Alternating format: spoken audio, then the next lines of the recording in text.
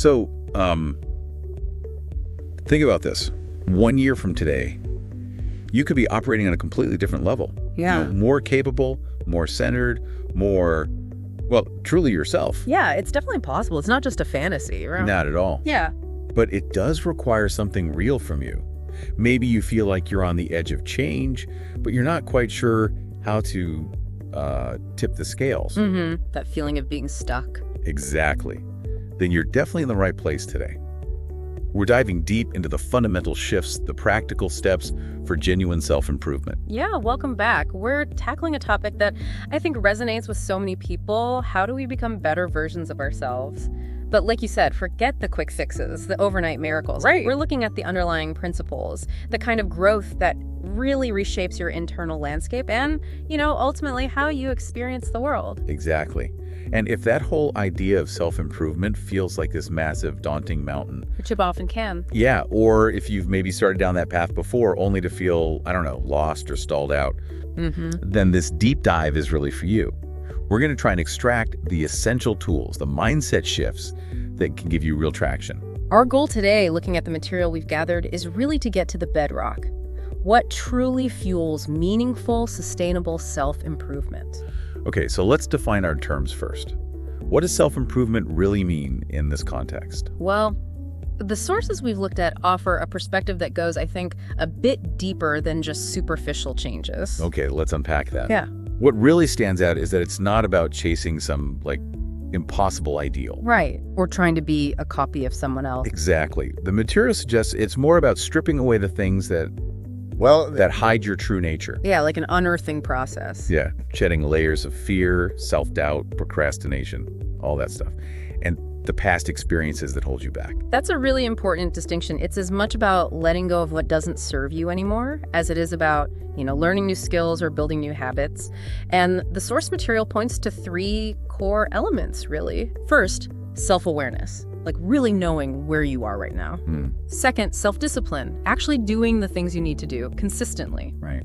And third, this is crucial, self-love. Accepting yourself, being kind to yourself through all the ups and downs, because there will be downs. That self-love part feels really key, doesn't it? Absolutely. Because, let's be honest, the sources don't sugarcoat it.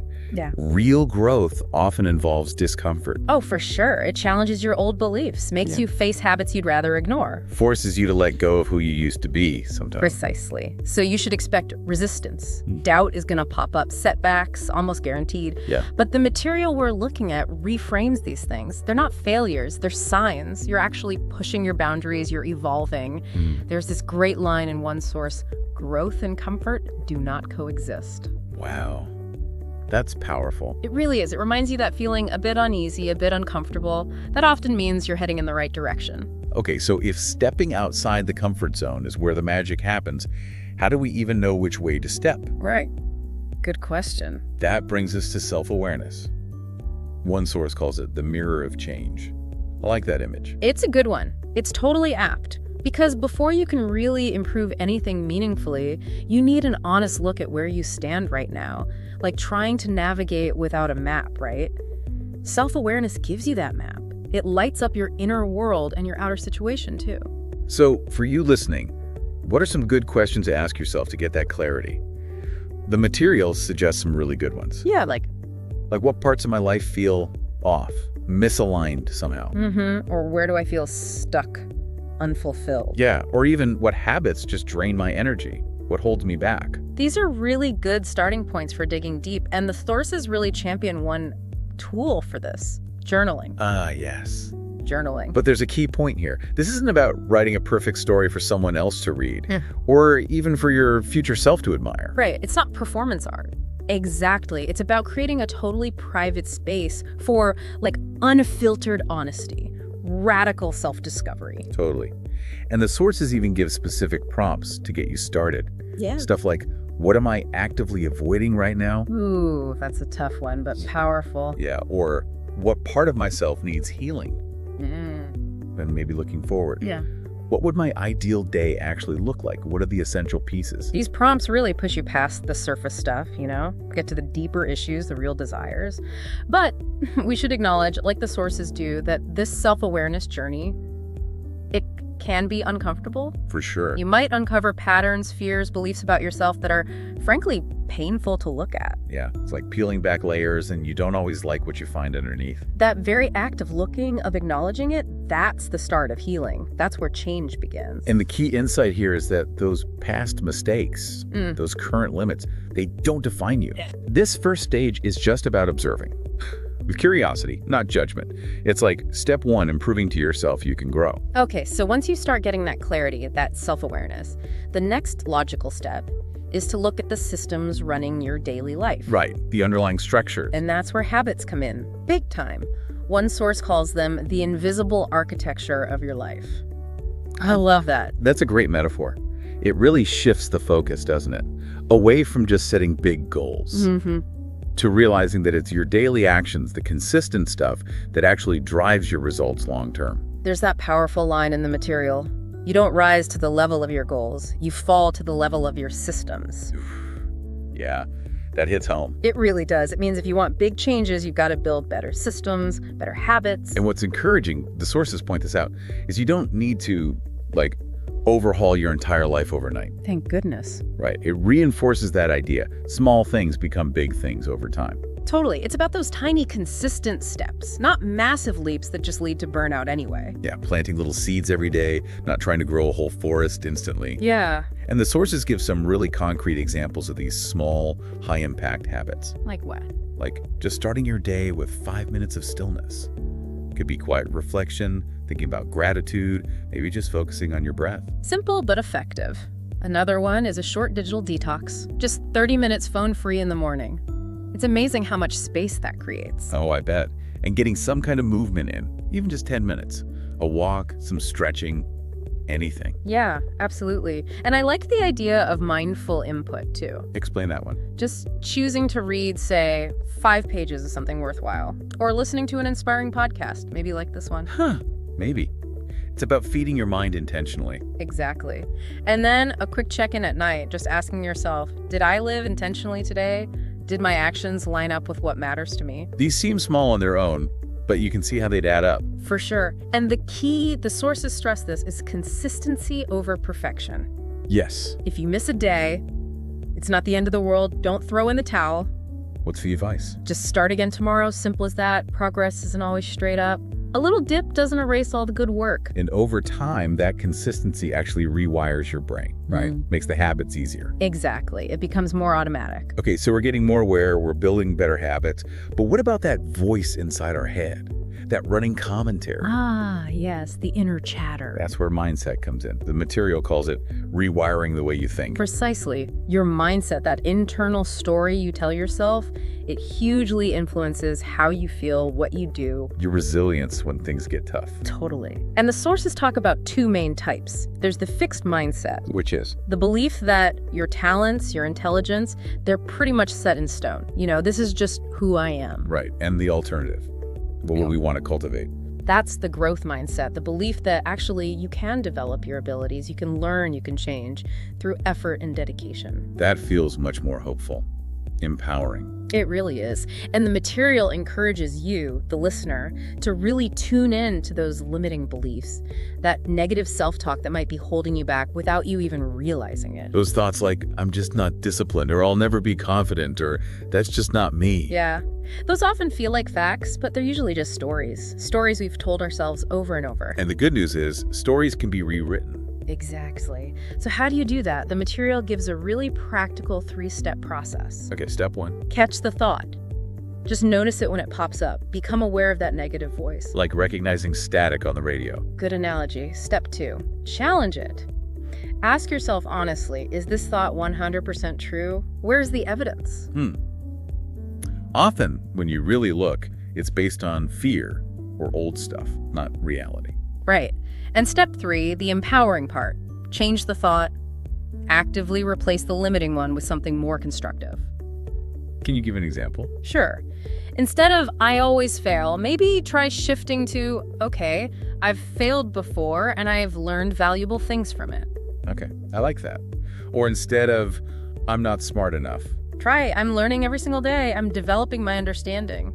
It feels a bit like self-affirmation, but more targeted. It is, in a way. Yeah. And the key thing is, your brain tends to believe what you tell it repeatedly, so even if the new thought feels a bit fake at first, Keep saying it. keep practicing it. Speaking to yourself like someone who believes in your growth, that makes a huge difference over time. Okay, we spent a lot of time on the internal stuff, thoughts, habits, awareness. Yeah. But what about the world around us, our environment?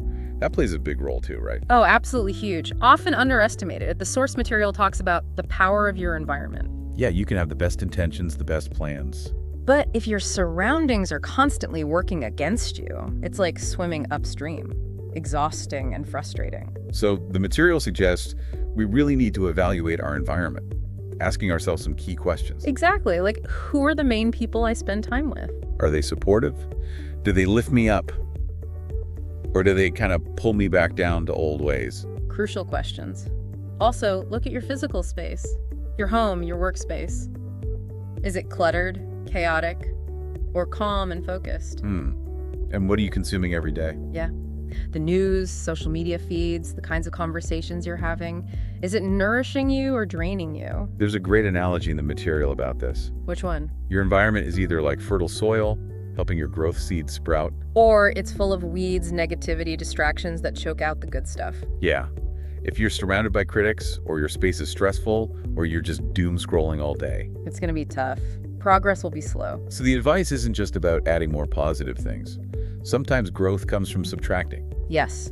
Intentional subtraction. Maybe that means setting boundaries with unsupportive people. Or maybe just decluttering your desk or a room to create some peace. Or being really deliberate about curating your media intake. Less draining stuff, more uplifting or educational content. It's about making your outside world match the future you're trying to build inside. Precisely. Designing your environment to be an ally, not an obstacle. Making it support your goals automatically. Okay, now there's another piece, sometimes overlooked when we focus on habits and mindset, but it feels foundational. Emotional well-being. Ah, yes. Emotional mastery, as the sources call it. Healing and letting go. This feels critical for lasting change. Absolutely indispensable. You can build great habits, think positive thoughts, but if you're carrying around a backpack full of old emotional wounds... It weighs you down, holds you back in ways you might not even realize. Exactly. One source put it really well. You can't build a new life dragging old, unhealed pain into everything. Wow. Okay. So that forces us to ask some potentially tough questions again. Like, what wounds haven't I really dealt with? Or who am I still trying to prove myself to? Maybe from way back. And what emotions do I just avoid, stuff down, refuse to feel? The material frames self-improvement here in a really interesting way. It's not just about doing more. Right. It's also about feeling more, allowing yourself to experience the whole range of emotions, processing the difficult stuff. Making space for healing, for release. And the sources suggest practical ways to do this, things like mindfulness meditation. But not to escape feelings, right? Yeah. More to observe them. Exactly. Observe without judgment. Also, therapy or coaching can be incredibly helpful. A safe space to unpack the past. What else? Forgiveness work, even just writing a letter you never send. The symbolic release. Yeah. And maybe even inner child work, consciously nurturing that younger part of you that might still be hurting. The point being, this emotional health stuff, it's not optional. Not at all. It's fundamental, according to the sources, a prerequisite for real, sustained growth. Dealing with your emotional baggage frees you up to move forward. Okay, so awareness, habits, mindset, environment, emotional healing. Now, what keeps us going? What fuels the engine? Especially when it gets hard. Right. That brings us to discipline, purpose, and motivation. They sound related, but different. They are intricately linked, but distinct roles. The sources point out that motivation, it comes and goes, it's fickle, tied to how you feel right now. Yeah, you can feel super motivated one day and then nothing the next. Exactly. Discipline, on the other hand, is showing up anyway, doing what needs to be done even when you don't feel like it. It's about honoring your future self, acting in line with your bigger goals. Precisely.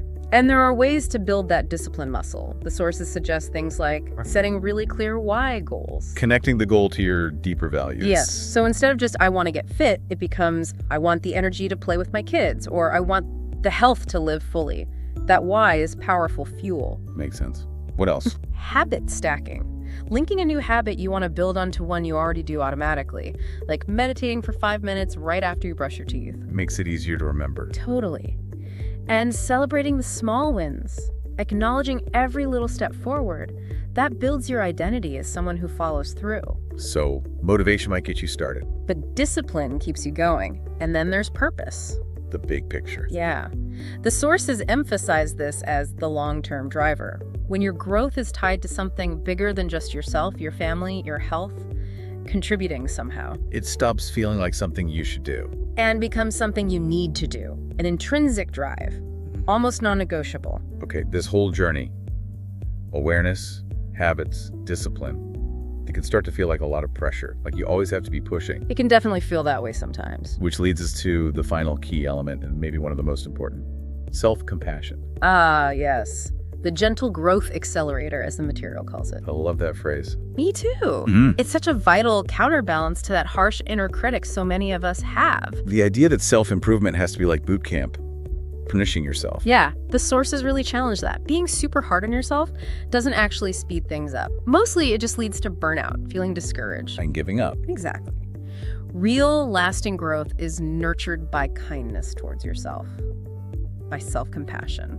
So instead of beating ourselves up when we slip up or feel like we're not moving fast enough, we actively choose kinder self-talk. Like instead of, I should be so much further along. Try, okay, I'm exactly where I need to be right now on my own path. And when you inevitably mess up. Yeah.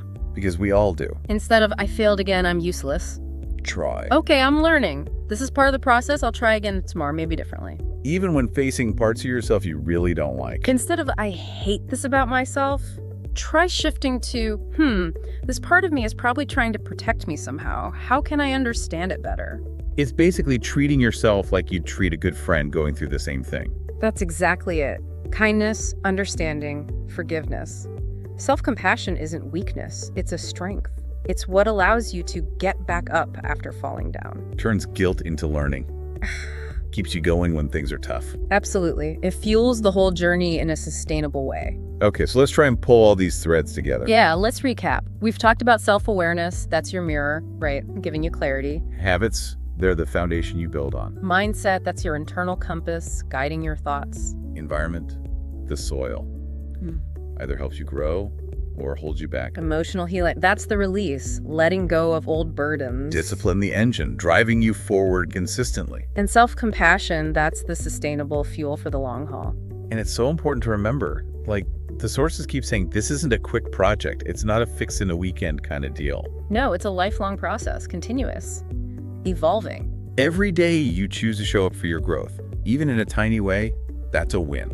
That's progress. It's about the effort, not the speed. About evolving, really, becoming more you. Thank you so much for joining us for this deep dive into what really underpins self-improvement. Yeah, thanks for tuning in. If anything we talked about today sparked something in you, maybe take just a minute or two right now to reflect. Maybe jot down one insight. Or commit to trying one small new habit tonight or tomorrow. The key is to engage with it. Don't just listen passively, take one small action. Absolutely. And if you found this helpful, maybe share it with someone else who might benefit too. Until our next deep dive, keep showing up for yourselves. With intention, yes, but also with kindness. Keep practicing that self-compassion. And please always remember this. You are not behind. You are not broken. You are becoming.